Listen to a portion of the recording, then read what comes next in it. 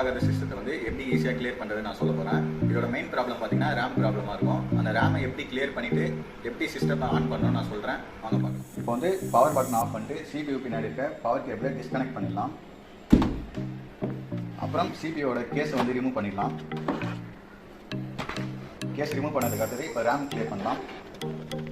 இப்போ பார்த்தீங்கன்னா இதுதான் ரேம். இது பக்கத்தில் 2 லாக்ஸ் இருக்கும். அதை ப்ரெஸ் பண்ணி அன்லாக் பண்ணுங்கள். அன்லாக் பண்ணிவிட்டு ரேமை சேஃபாக வெளியே எடுங்க. இப்போ பார்த்தீங்கன்னா இதுதான் CPUவோட ரேம். இப்போ இதை வந்து எப்படி கிளியர் பண்ணுறது நான் சொல்ல போகிறேன். இப்போ இதை க்ளீன் பண்ணுறதுக்கு ஒரு எரேசர் எடுத்துக்கோங்க. இதில் இருக்க எந்த ஒரு சிப்புக்கும் டேமேஜ் ஆகாமல் பொறுமையாக க்ளீன் பண்ணுங்கள்.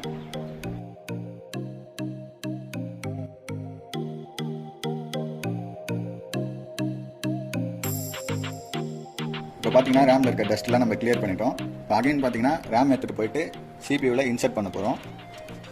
சேஃபாக இன்சர்ட் பண்ணுங்கள். இன்சர்ட் பண்ணிவிட்டு அதோட லாக் போட்டுருங்க. இப்போ அகைன் CPU கேஸ் எடுத்து CPUவை லாக் பண்ணுறேங்க. அகைன் CPUவோட பவர் சப்ளை கேபிள் எடுத்து கனெக்ட் பண்ணுங்க.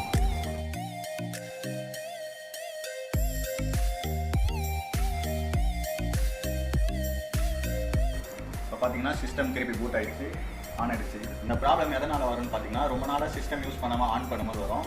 அப்போ வந்து பார்த்தீங்கன்னா நீங்கள் ரேம் எடுத்து கிளியர் பண்ணிட்டு போகிறது உங்களுக்கு ஈஸியான வேவாக இருக்கும்.